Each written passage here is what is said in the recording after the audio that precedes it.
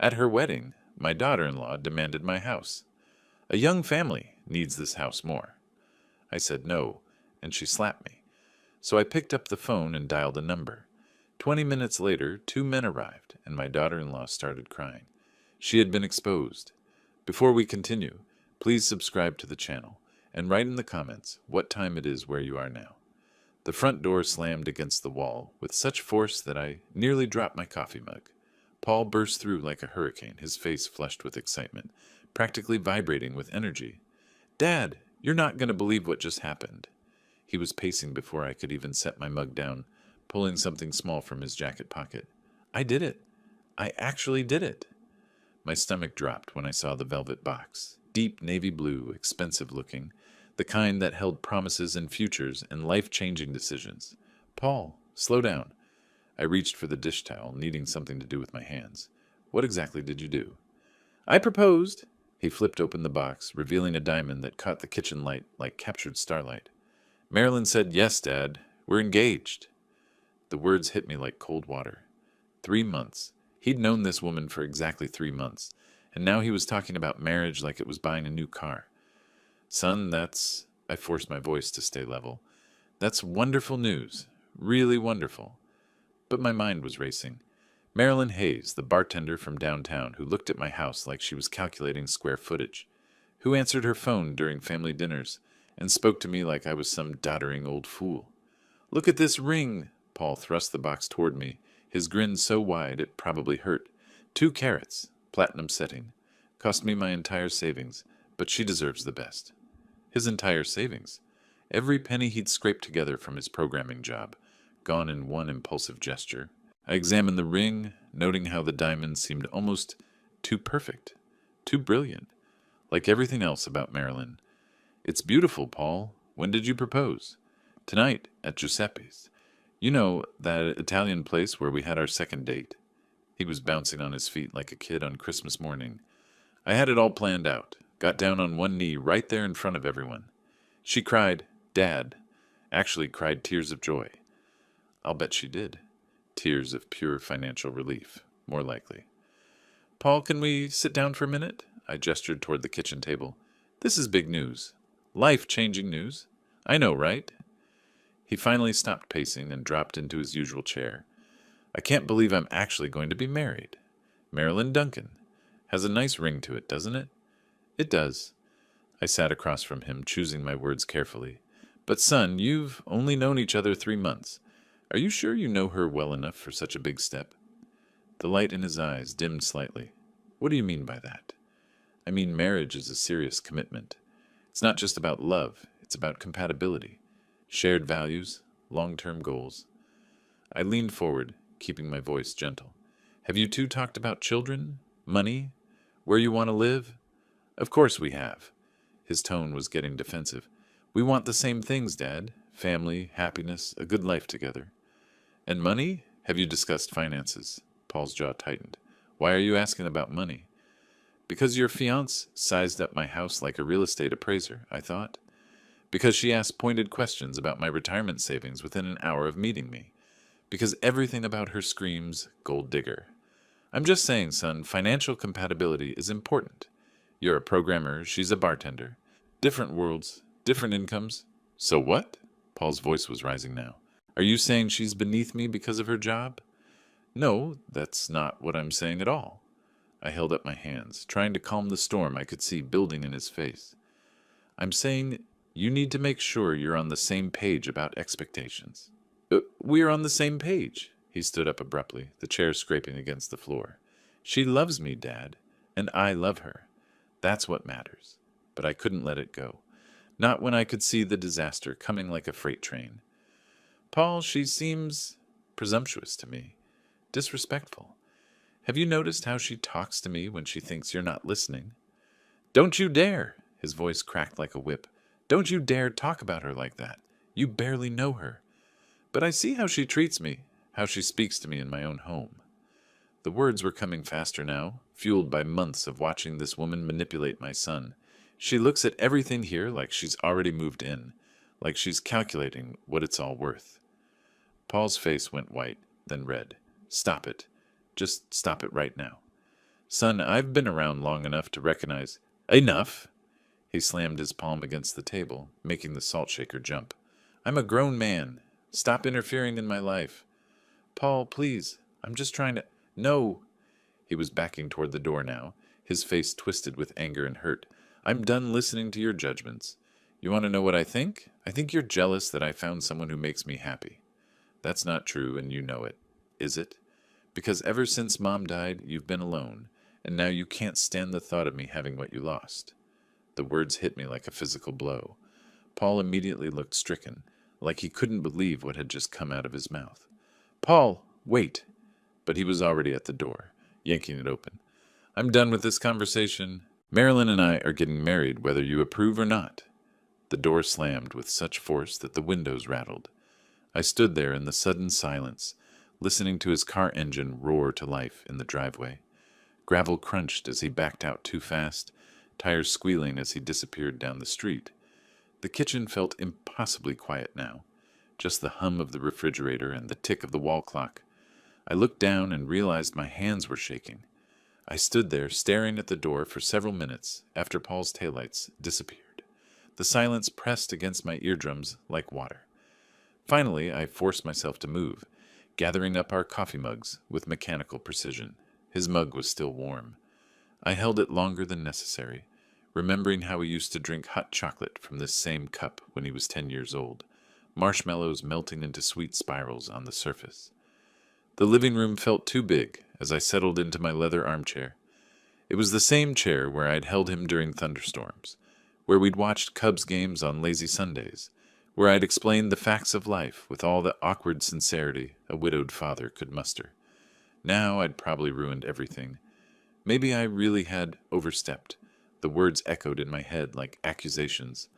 Paul was 28 years old, educated, capable of making his own decisions. What right did I have to question his choices? But those eyes. Marilyn's calculating eyes sweeping across my living room like she was already rearranging the furniture. The way she'd asked about my retirement plans during their second visit, her voice honey-sweet but her interest razor-sharp. I reached for the photo album on the side table, my fingers finding the familiar worn edges. Martha smiled up at me from the first page, her arm around a teenage Paul at his high school graduation. She'd been gone 5 years now, but I still caught myself setting two places at the dinner table sometimes. What would you do, Martha? I whispered to her photograph. What would you tell me? But I already knew.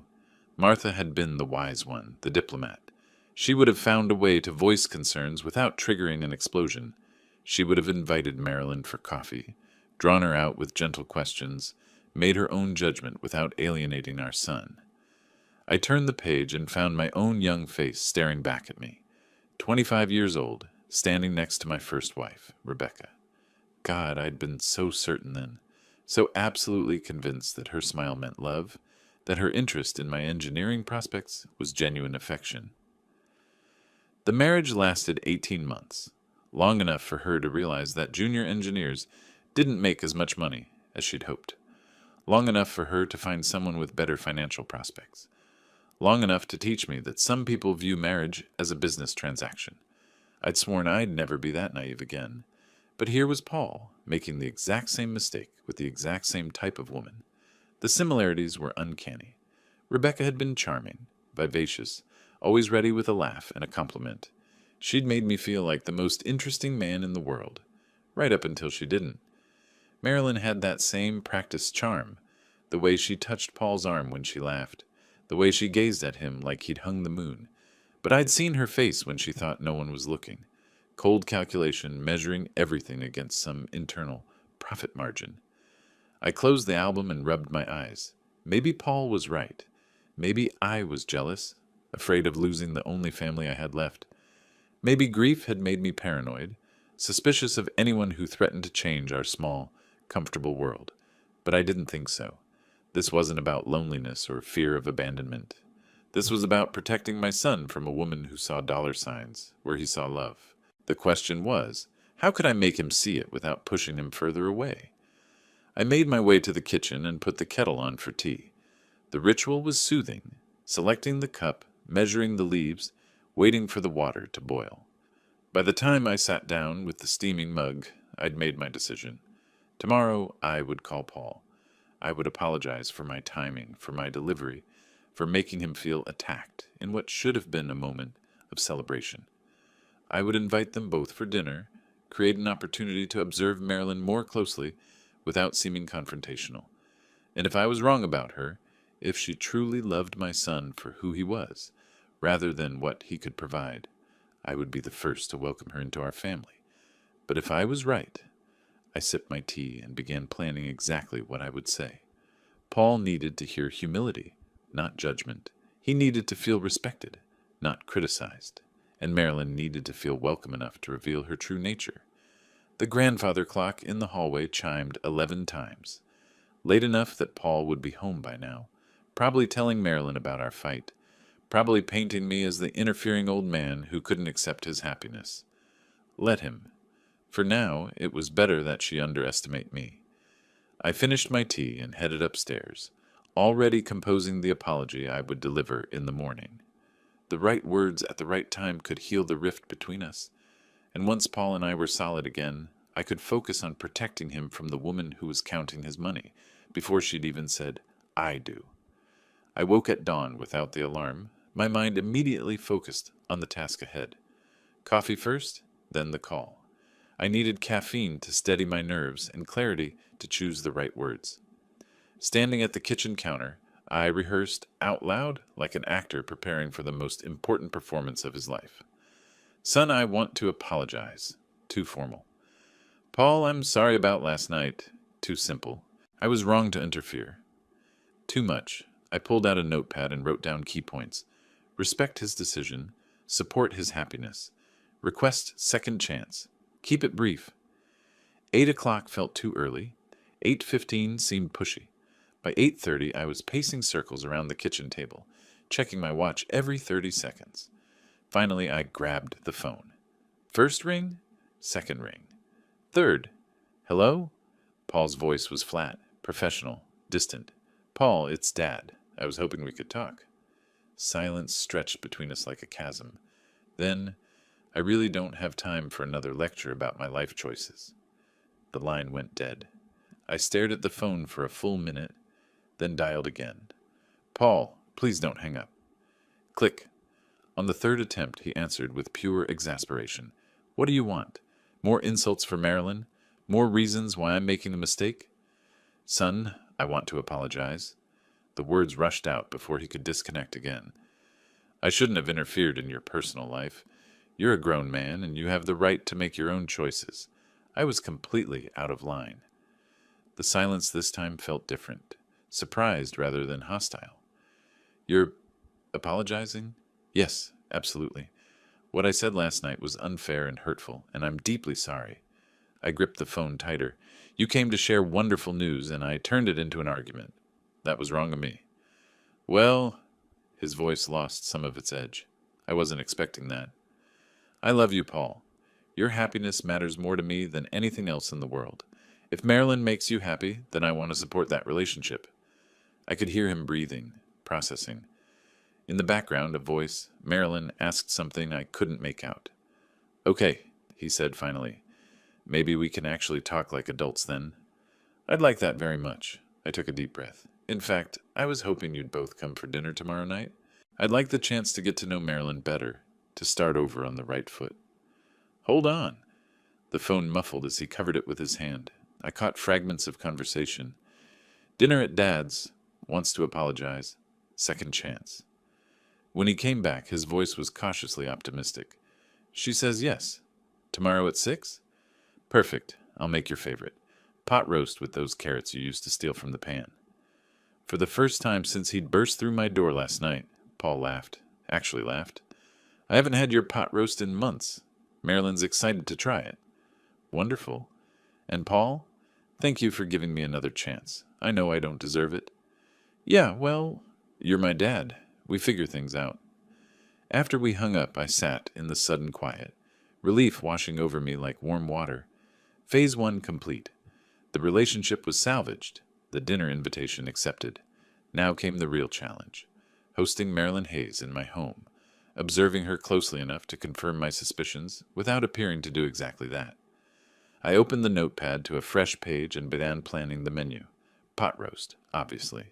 Martha's recipe for honey-glazed carrots. The good china from the dining room cabinet. Wine, something that would encourage conversation and perhaps lower Marilyn's guard. Most importantly, I needed to create an atmosphere where she would feel comfortable enough to reveal her true nature. Warm but not obviously welcoming. Interested but not intrusive. I had less than 30 hours to prepare the perfect trap. I spent the morning reviewing my handwritten grocery list, the pen marks dark against the yellow notepad, prime rib roast, fresh carrots, Yukon Gold potatoes, the ingredients for a meal that would either rebuild our family or confirm my worst fears about Marilyn. The drive to Whole Foods took exactly 5 minutes through the quiet Evanston streets. March air still carried winter's bite, but spring was fighting back with tiny green buds on the maple trees lining my route. Inside the store, I moved methodically through each aisle. The meat counter first, where I selected a 3-pound prime rib roast that would feed us generously. The butcher, a young man with calloused hands, wrapped it carefully in white paper. "Special occasion?" he asked, noting the quality of the cut. "Family dinner," I replied. "My son's bringing his fiancée." Fresh vegetables came next, carrots with their greens still attached, indicating recent harvest. Baby potatoes that would roast perfectly alongside the beef. Brussels sprouts that I'd prepare with bacon, knowing Paul had loved them since childhood. The wine section required more consideration, something welcoming but not presumptuous. A modest Cabernet from Napa Valley caught my attention, good enough to show effort, not so expensive as to seem like I was trying too hard. Back home, I surveyed my domain with fresh eyes.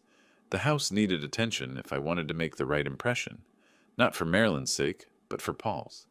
This was his home, too, the place where he'd grown up, and it should reflect the warmth he remembered. I started with the living room, dusting each family photograph with careful precision. Martha and Paul at his college graduation. The 3 of us on vacation in Michigan when Paul was 12. My parents' wedding portrait from 1955. Their faces serious, but hopeful. The dining room required Martha's good china, the Lenox pattern we'd received as a wedding gift 37 years ago. Each plate emerged from the cabinet wrapped in tissue paper, pristine white with delicate gold trim. I set 3 places with mathematical precision, measuring the distance between fork and knife with an engineer's attention to detail. The roast went into the oven at 3:30, seasoned with rosemary and garlic. 3 hours at low temperature would yield the medium rare perfection Paul preferred. The kitchen filled with savory aromas that transported me back to Sunday dinners when Martha was alive, when our table was always set for 3. While the meat cooked, I prepared the vegetables. Carrots peeled and cut into uniform pieces, potatoes halved and tossed with olive oil and sea salt, Brussels sprouts cleaned and trimmed, ready for their final saute, with bacon bits. The mashed potatoes would be last, whipped with butter and cream exactly the way Martha used to make them. Paul had always insisted they were better than any restaurants, a compliment that had made his mother beam with pride. By 5 o'clock, everything was progressing perfectly. The roast's internal temperature climbed steadily toward the target. The vegetables waited in their preparation bowls. The wine breathed on the counter beside 3 glasses. I changed into a fresh shirt, navy blue cotton that Martha had always said brought out my eyes. In the bathroom mirror, I practiced expressions of welcome, trying to find the balance between genuine warmth and forced enthusiasm. The house felt ready. Candles flickered on the dining room table. The living room looked inviting without being formal. The kitchen smelled like home. At 5:50, I checked the wall clock one final time. 10 minutes until they arrived. 10 minutes to prepare myself for whatever Marilyn would bring to my table tonight. Outside, a car door slammed. They were early. I opened the front door just as Paul reached for the doorbell, his finger hovering over the button.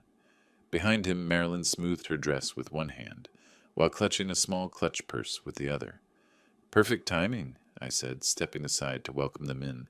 "You're right on schedule." Paul embraced me with genuine warmth. The lingering tension from our argument finally dissolved. "Dad, something smells incredible in here. Is that your famous pot roast?" "Prime rib tonight," I corrected, hanging their coats in the front closet. "I thought we'd celebrate properly." "Oh my," Marilyn's voice carried a theatrical quality that immediately set my teeth on edge. Look at this adorable little house. So old-fashioned, but I suppose it has character. Little house. The 4-bedroom colonial that Martha and I had saved 3 years to buy was hardly little, but I managed to smile. We have even more incredible news. Paul's excitement bubbled over as we moved toward the living room. We've set the date, April 15th, just 4 weeks away. April 15th? I tried to keep the surprise from my voice. That's quite soon. When you know, you know, Marilyn said, displaying her engagement ring prominently as she gestured. No point in waiting around, right? Congratulations, I managed. That's wonderful news indeed. We settled into the living room, where Marilyn immediately began cataloging the furniture with calculating eyes. Her gaze lingered on Martha's antique secretary desk, the Persian rug we'd bought for our 10th anniversary, the grandfather clock that had belonged to my father. This furniture is so vintage, she observed. I bet some of these pieces are worth something at auction. Paul laughed nervously. Marilyn's got an eye for antiques. She's always watching those appraisal shows. How interesting, I replied, though interesting wasn't the word I'd have chosen. Dinner service provided a welcome distraction. I carved the prime rib with ceremonial precision, the meat falling in perfect pink slices. The vegetables glistened with butter and herbs. The wine poured like liquid ruby into our glasses. This looks lovely, Paul said, settling into his chair. Just like Mom used to make. Well, not exactly like Mom used to make, Marilyn corrected, cutting the small piece of beef. She probably had better knives. This is a little tough to cut. I watched her chew thoughtfully, her expression suggesting she was finding the meal wanting. She continued after swallowing. A bit dry, isn't it? Paul always talks about what a great cook you are, but restaurant quality is so much more consistent. Perhaps I overcooked it slightly, I replied evenly. I'll adjust the timing next time. Oh, there'll be a next time? Her laugh tinkled like breaking glass. How sweet! Though honestly, Paul and I will probably be too busy with married life to visit much. Paul shifted uncomfortably. Marilyn, we'll still have Sunday dinners here sometimes. Maybe, she said, her attention already wandering to the family photographs on the sideboard. That's your late wife in all these pictures? Such a shame she won't see the wedding. Really unfortunate timing on her part. The silence that followed felt suffocating. Paul's fork clattered against his plate. Marilyn, that's not appropriate, he said quietly. What? I'm just saying it's sad timing. If she'd hung on a few more years, she could have met me. Marilyn's voice carried no trace of awareness that she'd said anything wrong. This house must feel so empty without her. All these memories everywhere, like living in a museum. I gripped my wineglass tighter, feeling the crystal stem flex slightly under pressure. The memories are precious, I said carefully. They make the house feel full, not empty. If you say so. She poked at her Brussels sprouts with obvious distaste. These vegetables are a bit overcooked too. And what is this green stuff? Looks like tiny cabbages. Brussels sprouts, Paul explained. You said you liked them when we had them at that bistro downtown. Those were different. These taste like sulfur. The conversation limped through dessert. Vanilla ice cream with fresh berries that Marilyn declared store-bought quality. She critiqued the coffee as too weak, the lighting as too dim, even the classical music playing softly in the background as depressing funeral music. By 8:30, I was mentally exhausted from maintaining my composure. Every comment felt like a calculated test, as if she were deliberately pushing boundaries to see how much I would tolerate. Well, Paul said finally, glancing at his watch, we should probably head out. Early day tomorrow. Yes, Marilyn agreed, standing and smoothing her dress again. This has been educational. I walked them to the front door, helping Paul with the coats, while Marilyn checked her reflection in the hallway mirror. Thank you for the lovely dinner, Paul said, embracing me again. Everything was delicious, despite what? He glanced at Marilyn with mild frustration. Drive safely, I replied. Good night, both of you. The door closed behind them with a soft click, leaving me alone with the wreckage of what should have been a pleasant family dinner. I stood in the entryway for several minutes after their car disappeared down the street, my mind replaying every calculated insult Marilyn had delivered with surgical precision. The woman had turned a simple family dinner into an endurance test. Moving back to the dining room, I began clearing the table mechanically. Paul's plate was nearly empty.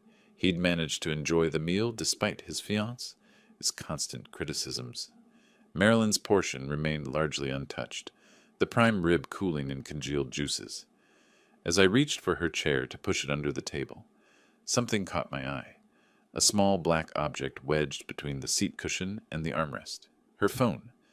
I picked it up carefully, intending to set it on the kitchen counter until I could call them. The screen was dark, but as my thumb brushed across it accidentally, it blazed to life with an incoming text message. The sender's name stopped my heart. Floyd. The message preview was clearly visible. Missing you tonight, beautiful. Can't wait to see you tomorrow. Before I could process this fully, another message appeared from the same contact. Hope your work dinner isn't too boring. Work dinner. She'd told this Floyd person that she was at a work dinner, not a family dinner with her fiance's father. The heart emoji next to his name suggested a relationship far beyond professional. My hands trembled slightly as I set the phone down on the dining room table. Everything I'd suspected about Marilyn was true, but this was worse than simple gold digging. She was actively deceiving multiple people, living parallel lives that somehow never intersected. Outside, I heard the distinctive sound of Paul's car returning up the driveway. They'd realized the phone was missing. Quickly, I moved the phone to the kitchen counter, trying to arrange my expression into something approaching normal. The front door opened before I could fully compose myself. "Dad, sorry to bother you again," Paul called out, slightly breathless. "Marilyn forgot her phone somewhere." "Oh, here it is," I replied, retrieving it from the counter. "I just found it and was about to call you." "Thank you so much," Marilyn said, hurrying toward me with obvious anxiety. "I'm always forgetting that silly thing." But her eyes were sharp, calculating, searching my face for any sign that I might have seen something I shouldn't have. I kept my expression neutral, offering the phone with a steady hand. "No problem at all," I said. "Technology, right? We're all slaves to these devices." "Right," she laughed, but the sound was forced. "Well, thanks again. Dinner was interesting." They left again, and this time I watched through the living room window until their taillights completely disappeared around the corner. Only then did I allow myself to sink into my leather armchair, the weight of discovery settling over me like a heavy blanket. Floyd with a heart emoji. A Floyd who missed her, who thought she was at a work dinner instead of meeting her future father-in-law. The casual intimacy of the messages suggested a relationship that had been going on for some time, certainly longer than her 3-month romance with Paul. How many others were there? How elaborate was the web of deception she'd constructed around my naive son? Paul needed to know, but he would never believe me based on one glimpse text message. He was too deeply in love, too committed to the fantasy of their perfect romance. I needed more evidence, concrete proof that even his romantic idealism couldn't dismiss. I sat in the growing darkness of my living room, surrounded by the detritus of our disastrous dinner, and began planning my next move. If Marilyn Hayes thought she could manipulate her way into my family and destroy my son's life, she was about to learn how wrong she was. Some battles required patience, strategy, and careful planning. As an engineer, I understood the value of thorough investigation before taking action. The war for Paul's future had officially begun. My bedroom felt like a prison cell after I climbed the stairs at 10:30. The events of the evening played on endless repeat behind my closed eyelids. Marilyn's calculated insults, Paul's blind devotion, and those damning text messages that confirmed every suspicion I'd harbored. I rolled from my back to my left side, then to my right, checking the digital clock every few minutes. 11:47 p.m. The numbers glowed accusingly in the darkness. Floyd with a heart emoji. The intimacy of that simple symbol said everything about their relationship. No casual friend, no distant cousin would text with that level of familiarity. And work dinner, she'd lied to him about tonight, calling our family dinner a work obligation. Throwing off the covers, I padded downstairs to the kitchen. Sleep was impossible when my mind raced through possibilities like a computer processing data. I made coffee despite the late hour, needing the ritual more than the caffeine. The kitchen table became my command center. I pulled out a yellow legal pad and drew a line down the middle. On the left side, known facts. On the right, suspected facts. Known.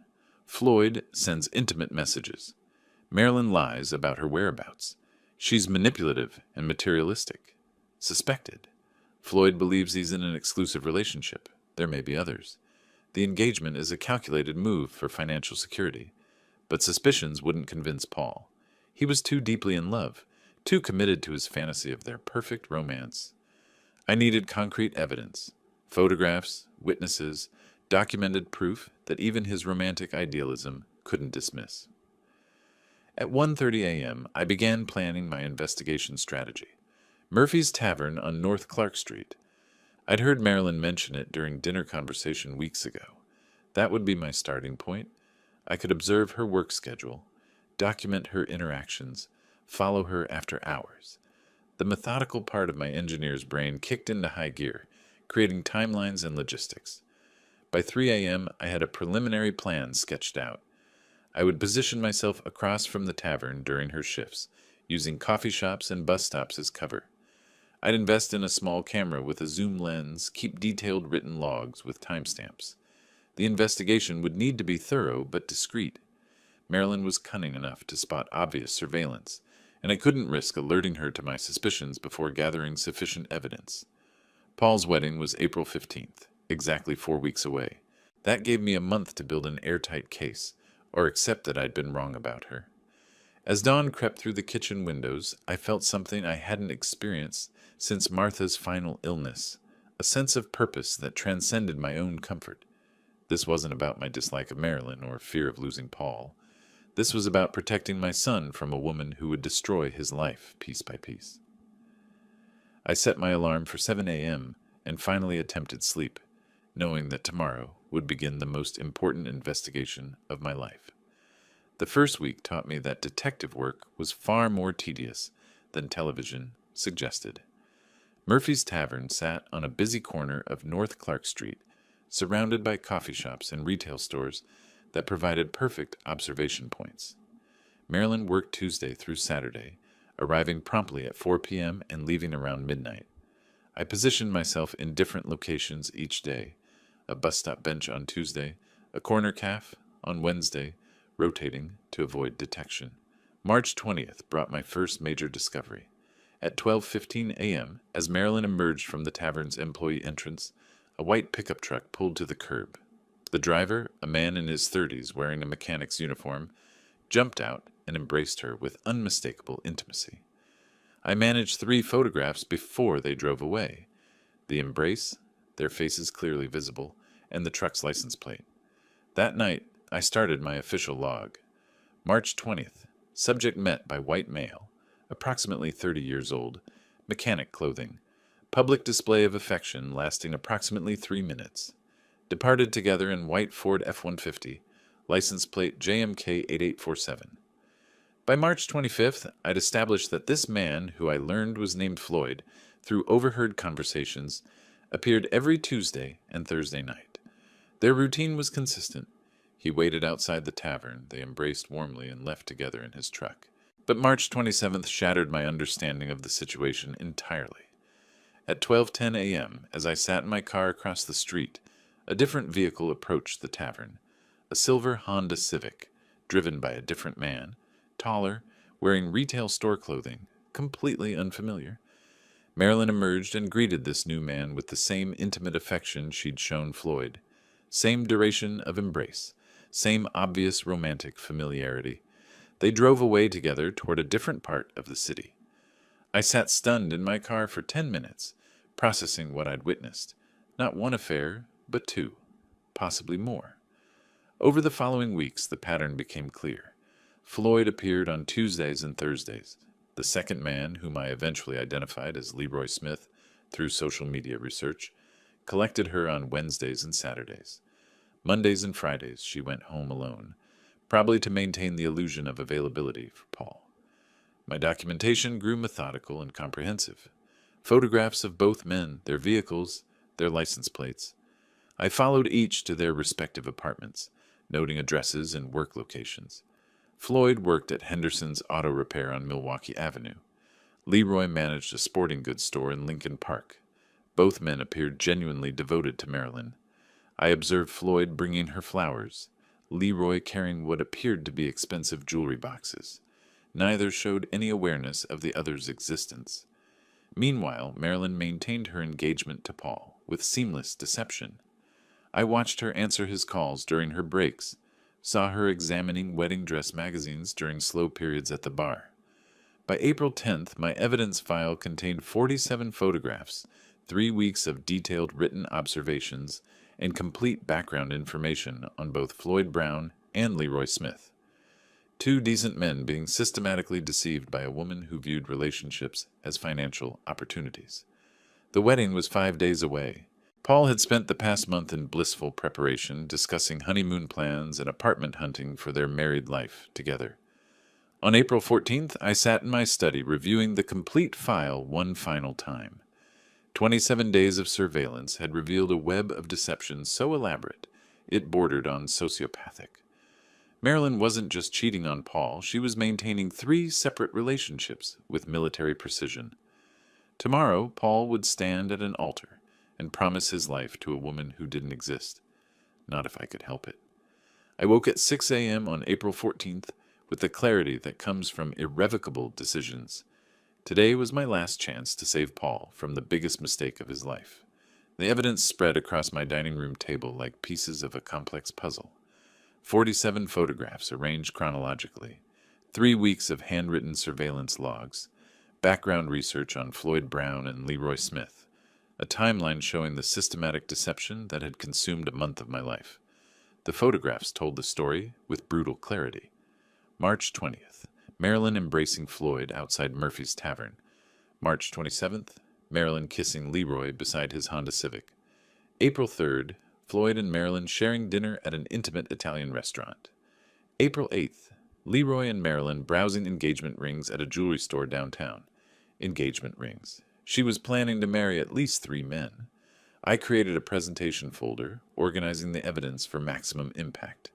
The timeline went on top, a single sheet showing how she divided her week between 3 unsuspecting victims. Paul on Sundays and Mondays, Floyd on Tuesdays and Thursdays, Leroy on Wednesdays and Saturdays, Fridays reserved for work or family obligations. Next came the photographs with detailed captions, dates, times, locations, and context. Finally, the written observations documenting behavioral patterns that prove premeditation rather than impulsive infidelity. By 11 a.m., I had everything organized into a presentation that would demolish Paul's romantic illusions in 5 minutes. But presenting evidence was only part of my plan. I needed Floyd and Leroy to witness the truth firsthand. I spent 2 hours crafting messages designed to bring both men to the wedding venue during the reception. The approach required careful psychology, urgent enough to guarantee their presence, believable enough to avoid suspicion. To Floyd, "Floyd, this is urgent. Marilyn had an accident at Evanston Park near the wedding pavilion. She's conscious but shaken and asking specifically for you. Please come immediately. She needs you right now." To Leroy, "Leroy, emergency involving Marilyn at Evanston Park by the wedding area. She fell and hurt her ankle. She keeps asking for you by name. Please hurry. She's really upset and needs your support." Both messages exploited their genuine care for Marilyn, while positioning them to arrive at the wedding reception simultaneously. The truth would reveal itself without requiring explanation from me. The timing had to be perfect. The ceremony was scheduled for 2 p.m., reception starting around 4 p.m. I would wait until 5 p.m. when guests were settled and celebratory, then send both messages simultaneously. 20 minutes later, Floyd and Leroy would arrive, expecting to comfort an injured Marilyn, only to discover her celebrating marriage to another man. That evening, I sat in my study with the evidence folder beside me and my phone displaying both prepared messages. Tomorrow, at this time, Paul's marriage would be over before it truly began. The weight of what I was about to do settled heavily on my shoulders. In 12 hours, I would destroy my son's happiness to save his future. He would hate me, possibly permanently, but better his anger now than his devastation after years of marriage to a sociopath. I reviewed my plan one final time, checking for flaws or oversights. The evidence was irrefutable. The confrontation strategy was sound. The timing would maximize impact while minimizing Marilyn's ability to manipulate the situation. At 10 p.m., I locked the evidence folder in my desk drawer and went upstairs to bed.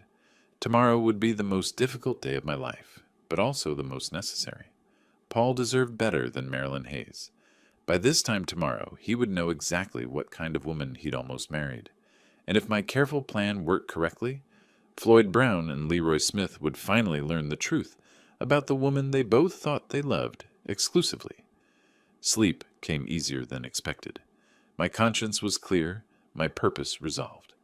The wedding ceremony had concluded flawlessly under the spring afternoon sun. Paul and Marilyn stood surrounded by congratulations, her white dress brilliant against the green backdrop of Evanston Park. I sat in the father of grooms section, the evidence folder pressed against my ribs inside my suit jacket. 50 guests moved from the ceremony area to the reception pavilion, their laughter echoing through the trees. Marilyn accepted praise with growing confidence, her hand possessively gripping Paul's arm as if claiming territory. "Such a beautiful bride," commented Paul's Aunt Eleanor. "You must be so happy to welcome her into the family." "Indeed," I replied, watching Marilyn's eyes catalog the expensive jewelry worn by our relatives. As the reception settled into its rhythm, Marilyn's behavior shifted noticeably. The demure facade she'd maintained during our previous encounters dissolved into something more aggressive, more entitled. "Paul's father has such a large house," she mentioned loudly to a group of family friends. "All that space for just one person seems terribly wasteful." "Oh, are you thinking of moving in together?" asked Cousin Margaret innocently. "Well, young couples need room to grow, don't you think? All those bedrooms just sitting empty." Marilyn's voice carried a calculating edge that made several listeners exchange uncomfortable glances. 20 minutes into the reception, she approached me directly. The crowd had thinned around the gift table, providing the privacy she needed for her real agenda. "Arnold, we need to discuss something important." Her voice held none of the sweetness she'd used during our dinner months ago. "Paul and I have been talking about our future living arrangements." "Oh?" I set down my champagne glass, meeting her gaze steadily. "Your house. It's perfect for newlyweds, and frankly, you don't need all that space anymore." She stepped closer, her voice dropping to a more aggressive tone. "We'd like you to sign it over to us." The audacity took my breath away, even though I had expected something like this. "I'm sorry, but that's my home. I won't be giving it up." Her face flushed with irritation. "Won't be giving it up? You're old and alone, Arnold. What do you possibly need all that space for? It's selfish to hoard resources when young families need them." "My answer is no, Marilyn. Maybe this will change your mind." The slap cracked across my cheek like a gunshot. The sound carried across the reception area, causing dozens of heads to turn toward us. My face stung, but I remained perfectly still, letting the moment register with every witness present. Paul materialized beside us within seconds, his face flushed with confusion and embarrassment. "What's happening here? Marilyn, why did you hit my father?" "He's being completely unreasonable about the house situation," she snapped, apparently unaware that assaulting an elderly man at her own wedding reception might not reflect well on her character. I reached calmly into my jacket and withdrew my phone, maintaining steady eye contact with Marilyn while Paul stared between us in bewilderment. "I think it's time everyone learned the truth about who you really are," I said quietly, my thumb moving across the phone screen. "What are you doing?" Marilyn's voice carried the first note of genuine concern I'd ever heard from her. "Making a couple of calls," I replied, sending the first prepared message to Floyd Brown. "You'll see." The second message went to Leroy Smith. Both texts identical in urgency, both designed to bring Marilyn's secret life crashing into her public one. "They should be here in about 20 minutes, I said, pocketing the phone with a satisfied smile. 20 minutes later, the sound of gravel crunching under tires announced the first arrival. A white pickup truck pulled into the park's small parking area, its driver clearly in a state of panic. Floyd Brown jumped from the cab and rushed toward the pavilion, his mechanic's uniform wrinkled from his hasty departure. Behind him, a silver Honda Civic appeared, disgorging Leroy Smith with equal urgency. Both men spotted each other immediately, their confusion evident as they approached the reception area, where 50 wedding guests watched with growing curiosity. "Marilyn," Floyd called out breathlessly, "I got your message about an accident. Are you hurt? Why are you wearing a wedding dress?" Leroy stopped short when he saw Floyd, his face creasing with bewilderment. Wait, who is this guy? How does he know Marilyn? The reception fell silent. Every guest turned to watch as two strange men interrupted the celebration, both obviously familiar with the bride in ways that suggested relationships far beyond casual friendship. Marilyn stood frozen in her wedding dress, her face cycling through shock, panic, and desperate calculation. Paul looked between the three figures as if watching a play performed in a foreign language. This isn't... You weren't supposed to... Marilyn stammered, her usual composure completely shattered. How do these men know my wife? Paul asked quietly, the word wife hanging in the air like an accusation. I stepped forward, withdrawing the evidence folder from my jacket with ceremonial precision. Gentlemen, allow me to introduce myself. I'm Arnold Duncan, father of the groom, and I believe I can answer that question. Floyd and Leroy stared at me with matching expressions of confusion and growing dread, because I've spent the last month documenting this woman's lies to all three of you. 3 of us? Leroy's voice cracked slightly. I opened the folder and removed the chronologically arranged photographs, holding them where everyone could see. March 20th. Marilyn with Floyd outside Murphy's Tavern. I displayed the first image, showing their intimate embrace in perfect clarity. March 27th. Marilyn with Leroy entering his apartment building. Floyd snatched the photograph showing Marilyn kissing Leroy, studying it with the intensity of a man watching his world collapse. April 3rd. Marilyn and Floyd at Giuseppe's restaurant. The romantic dinner photo passed between shaking hands. April 8th. Marilyn and Leroy shopping for engagement rings at Tiffany & Co. Engagement rings? Paul's voice was barely audible. 27 days of surveillance, I continued relentlessly. 47 photographs documenting systematic deception. She's been conducting 3 simultaneous relationships, while telling each of you that you were the only one. Leroy stared at the photograph of Floyd kissing Marilyn, then at Floyd himself. You've been dating her too? Dating her? I thought we were exclusive. Floyd's voice rose to near shouting. She told me she loved me. The revelation hit Marilyn like a physical blow. Her knees buckled and she collapsed to the ground, unconscious before anyone could catch her. Wedding guests pressed closer, everyone talking at once, the carefully orchestrated celebration dissolving into chaos and scandal. Paul knelt beside the photographs scattered on the ground, picking them up one by one, studying each image with the methodical attention of someone learning that his entire reality had been constructed from lies. These are real? He whispered. All of this is real? I'm sorry, son. I wanted to be wrong about her. Floyd and Leroy stood together in stunned silence, processing their shared victimization. Both had been manipulated with identical tactics, identical promises, identical lies. I can't believe we were both played like this, Floyd said finally. A year of my life, Leroy replied. A year of believing I'd found someone special.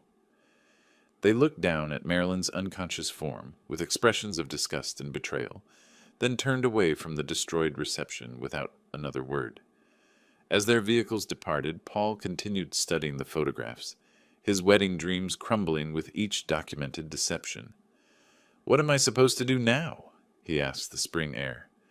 Marilyn regained consciousness to find the reception area nearly empty. Most guests had departed after witnessing the spectacular collapse of what should have been the celebration. She sat up slowly, her wedding dress rumpled and stained with grass. Paul? Her voice carried desperate hope. Paul, where is everyone? He stood 10 feet away, still holding the photographs that had destroyed his marriage before it truly began. Floyd and Leroy were gone, their tire tracks in the gravel the only evidence they'd ever existed in her carefully compartmentalized world. They left, Paul said simply. Everyone left. Marilyn struggled to her feet, smoothing her dress with shaking hands. Paul, listen to me. This isn't what it looks like. I can explain everything. Explain what, exactly? His voice held a flatness I'd never heard before. Explain how you were engaged to me while sleeping with 2 other men? Explain how you lied to all 3 of us for months? Those relationships didn't mean anything. She moved toward him with outstretched hands. You're the one I chose to marry. You're the one I love. Paul stepped backward, maintaining distance between them. Love? You don't even understand what that word means. Please give me another chance. I'll prove my love to you. I'll end things with them completely. End things with them? Paul's laugh held no humor. They already ended things with you. Did you see their faces when they realized they'd been sharing you with someone else? Marilyn's desperation shifted to anger as her manipulation tactics failed. Fine. You want to throw away our future over some stupid photographs? You're making the biggest mistake of your life. No, Paul said quietly. The biggest mistake of my life was believing you in the first place. He addressed the few remaining guests with quiet dignity. The wedding is canceled. Thank you all for coming. But there won't be a reception.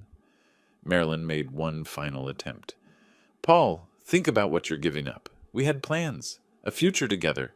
Don't let your paranoid father destroy our happiness. My father saved me from a lifetime of lies. Paul's voice grew stronger with each word. If you loved me, you wouldn't have betrayed me with 2 other men while planning our wedding. She stared at him for a long moment, perhaps finally understanding that her carefully constructed deception had completely collapsed. Without another word, she gathered her skirts and walked toward the parking area, her high heels clicking against the pavement with mechanical precision. When her car disappeared around the corner, Paul and I stood alone among the abandoned wedding decorations. White ribbons fluttered from empty chairs, and the untouched wedding cake sat like a monument to shattered dreams. Dad, I owe you an enormous apology. Paul's voice shook slightly. You were right about her from the very beginning. I'm sorry it had to happen this way, son. I genuinely wanted to be wrong about her. Thank you. He picked up one of the photographs showing Marilyn with Leroy. Thank you for saving me from the biggest mistake of my life. That's what fathers do, protect their children from harm even when it's painful. Paul studied the image for another moment, then set it down among the scattered evidence. I promise to listen to your concerns in the future. Really listen, not just dismiss them because I think I know better. And I promise to trust your judgment more than I have. I placed my hand on his shoulder. We both learned something important today. Together we walked away from the destroyed reception, leaving behind the white ribbons and abandoned cake, the scattered photographs and broken promises. The afternoon sun filtered through the trees as we headed toward the parking lot, father and son united by truth rather than divided by deception. Paul would recover from this betrayal. He was young, intelligent, and now wiser about the difference between genuine love and skilled manipulation. Someday he would find someone worthy of his devotion, and I would be there to welcome her properly into our family.